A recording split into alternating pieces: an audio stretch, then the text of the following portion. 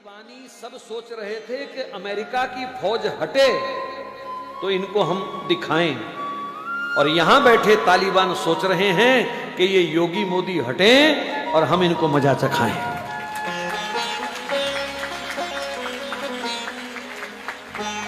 और अगर तुमने इनको खो दिया तो फिर अगले 50 साल तक, जब तक हमारी जिंदगी, मैंने इसलिए 50 बोला, जो बैठे हैं कोई 50 जिएगा, कोई 20 जिएगा, कोई 10 जिएगा, भगवान के हाथ है। वो तो सिवाय रोने के हमारे पास कुछ नहीं होगा, हाथ मल मल करके छाती पीटने के सिवाय हमारे पास कुछ नहीं होगा।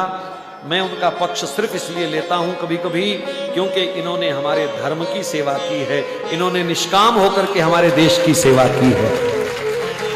ये वंशवाद को लेकर के नहीं लड़ रहे, इन्होंने अपने बच्चों के नाम एफडीआं नहीं कराई हैं, इन्होंने कोई अपने 800 करोड़ के बंगले नहीं बनाए हैं, इन्होंने कोई इत्र की फैक्ट्रियां भी नहीं लगाई हैं।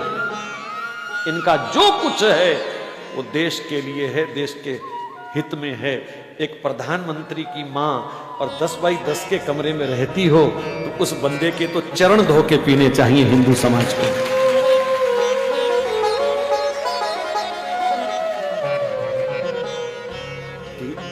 ये देश त्याग का पुजारी है और इस त्याग को भी पूजना पड़ेगा।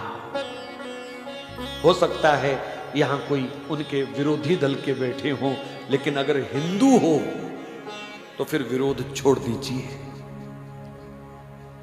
बनता ही नहीं है विरोध करना भैया, किसी भी एंगल से विरोध बनता ही नहीं है। वर्तमान समय तो कहता है एकजुट होकर के आंख बंद करके समर्थन करो बस। जो मेरे देश के साथ खड़ा है, जो मेरे धर्म के साथ खड़ा है, जो रामकृष्ण के साथ खड़ा है, जो गाय माता के साथ खड़ा है, हमको उसी के साथ खड़े होना है, बस बात खत्म।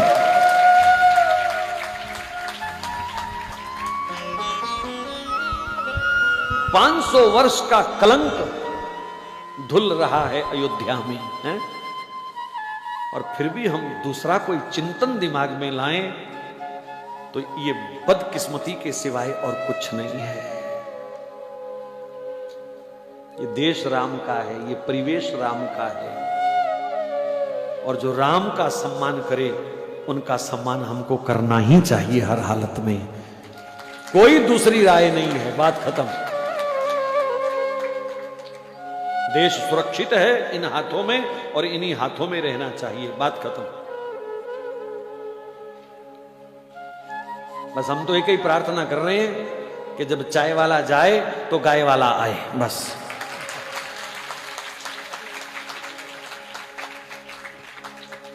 और कोई मंशा नहीं है, बस। ये परमात्मा ऐसी विभूतियों को कभी कभी कृपा करके भेजता है। धनुष बाण लेके स्वयं वो बहुत इमरजेंसी में आता है, अपनी विभूतियों को वो भेजता है।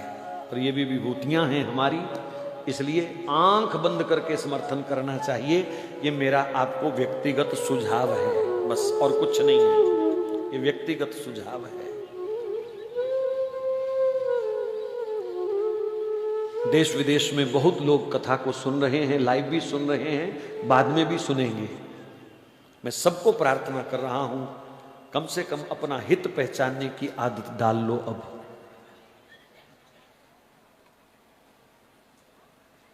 ऐसा अवसर दोबारा नहीं आएगा हमारे पास।